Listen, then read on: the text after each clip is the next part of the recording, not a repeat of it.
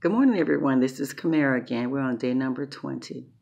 Okay, we last read the last of our reading yesterday, Moses was discouraged because Pharaoh taking him as a joke. The children of Israel are discouraged. They don't believe him. Things got hard.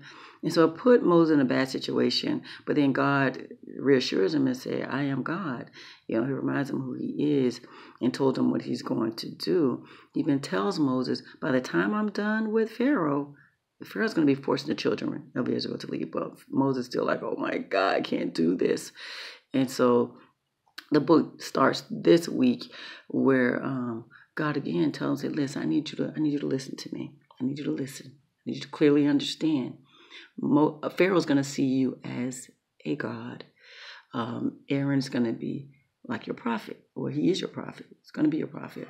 And so then he instructs him. But then he says, I'm going to tell you, he's not going to listen. He's just not. I need to prove to Egypt that I am God. So there will be miraculous signs after that, and they have to see this.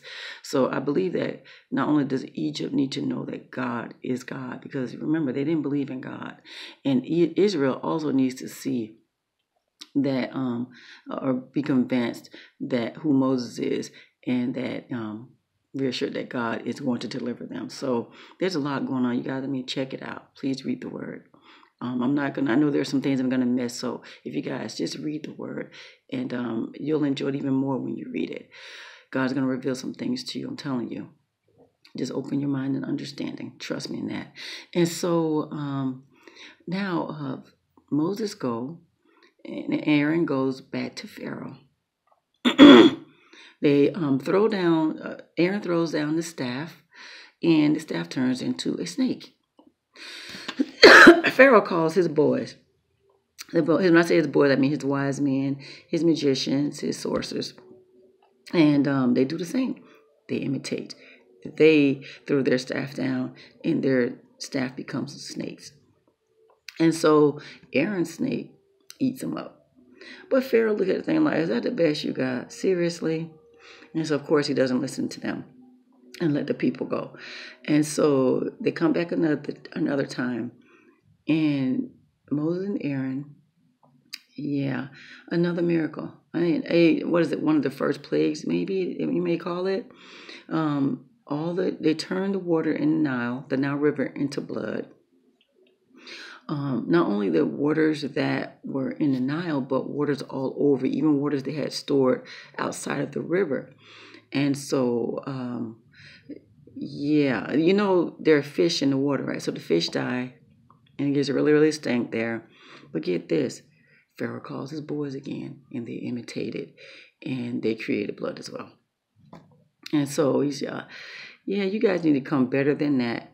And so, yes, his heart is stubborn. The next time they come back are frogs.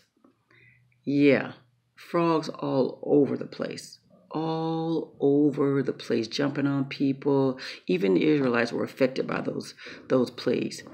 But can you imagine frogs jumping all over you? Come on. Yeah, Pharaoh boys, they imitate as well. And so, but then this situation, Pharaoh does ask Moses to stop. And so Moses telling him, okay, tell me what time you want them to stop, and they'll stop, just so that God can prove to Pharaoh that he is God. And so he gives them the time, and they do stop, and Pharaoh still don't let them go. And so the next thing they do, gnats. You guys know about those gnats. They go up in your nose. They go in your eyes. They go in your ears. Oh, my God. They're so annoying, right? They don't bite. Not the ones I've experienced, but they are annoying. They swarm, and they just cover everything and everybody. This case, God did spare the children of Israel. He was like, there has to be a distinction between my people, and those people are not mine. Even now today, there has to be a distinction between God's people and the unbelievers. And so, he didn't let the gnats bother them. And so Pharaoh's boys were like, hey, we can't do that. We can't imitate that. This definitely is God who is causing these gnats to do this, because we can't even imitate that. And so, Pharaoh tells them, ask him to stop. And he also asked him, can you just worship here in Egypt?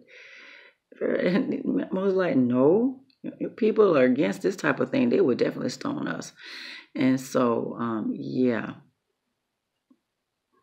no, you cannot go and worship God, not outside of this area. And so, but he does, the gnat stop. The next thing are the flies. See, the flies, oh my God, flies can be so annoying, right?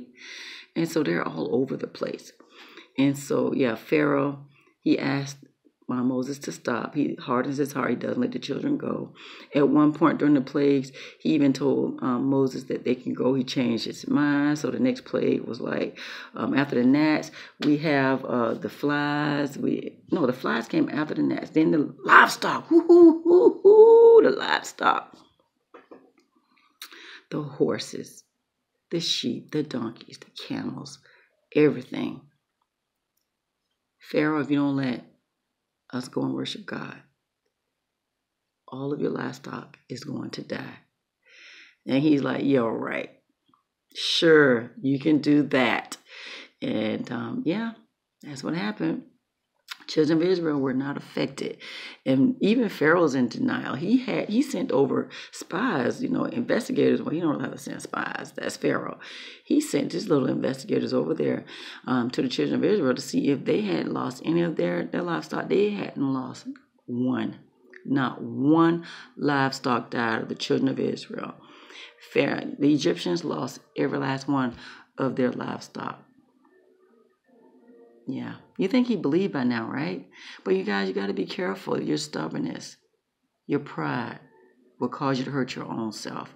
We can all be a little stubborn. Make sure you're stubborn in the right places. I'm stubborn about my relationship with God, about God, who he is. I'm stubborn about my marriage, period. I'm stubborn about my children, my grandchildren.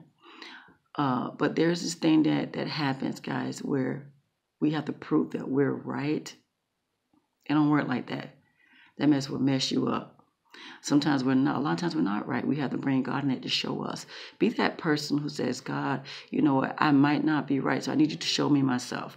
I need you to give me a spirit of repentance. Help me to accept those things I cannot change, and help me to, be humble enough to admit when I am wrong. Sometimes we're not right as parents, as the wife or the husband. Sometimes we're just not.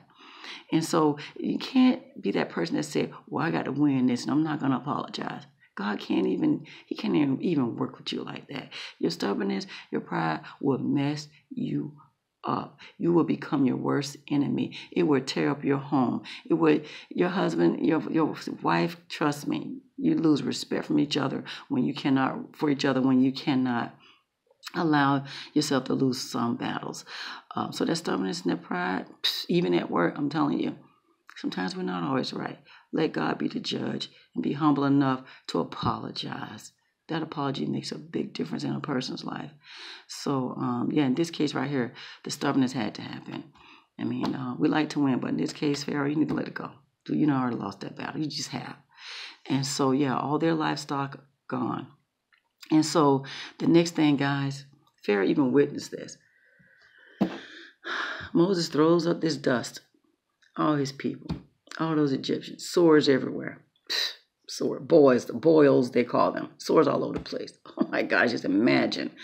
And so, he still hardens his heart. He don't let the people go.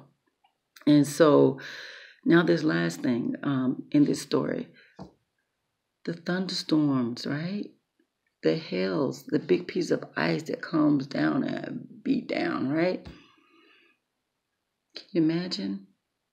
And so, those storms loud, the thunderstorms are loud, the hail balls or rocks, ice beat down, destroys almost everything. But this is the thing, guys.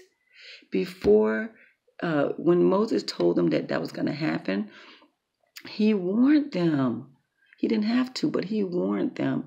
And he told them that, take cover, guys. This is what's going to happen. Don't be out there, because anyone who's out there, anything you have out there that you want to preserve, you need to bring them in. Sometimes people just don't listen. They just don't listen. Just like when we talk to people about the Lord, or we tell our children right from wrong, we even warn our spouses, they just don't listen. Sometimes you just got to let it go. You just got to let it go. It's just say, Lord, you deal with it. I'm not talking about death in this case right here, but those people who didn't take cover, and their things that didn't, their dogs or whomever was left over, they died because they didn't want to listen. But yeah, sometimes we just, once we've told a person they don't get it, we just got to let it go. And I'm not talking about death. I'm talking about just simple things where a person's going to get burned. Sometimes you just got to let it go and just leave it in God's hand. And a lot of times I'll pray and say, Lord, you help them to understand. Because people will be rebellious, especially if they find that you are not along with the program. You're not along with the program because I know, I don't like you. I'm just trying to help a brother or sister out. I don't think I know everything, but I'm telling you, talk to God about this situation. Don't just disregard what I'm telling you. You just got to let them go. In this case right here, some people did not listen and they died. Hailstones came down on them. And if you saw Day After Tomorrow, love that movie. Yeah, those hailstones were large in that movie. I don't even know how big they were in the book. And so, yeah, Moses goes and he talked to him, and guess what? Children of Israel were not affected by that. And so, yeah, and he hardened his heart again. Yeah, that's where we are right now, guys. We got to be careful. We got to be careful. I'm telling you. Stay in the Word. See Pharaoh for who he is. Don't just say, oh, Pharaoh's dumb, Pharaoh's stupid, because guess what, guys? We're like him sometimes as well. So we need to always be mindful of where our thoughts are, where our mind is, and let's bring God into that thing to help govern them.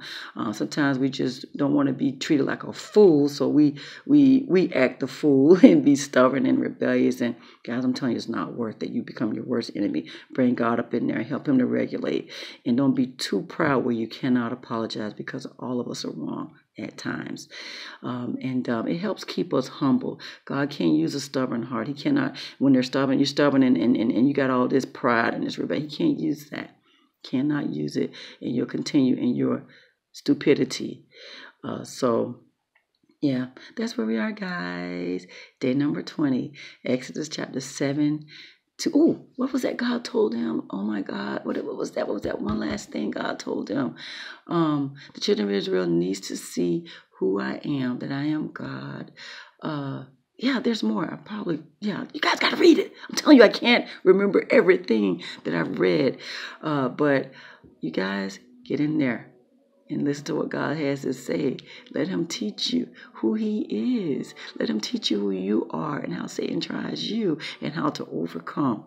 So you guys continue to be blessed. Press on, press on, press on. That was day number 20. God bless, and you have a blessed day.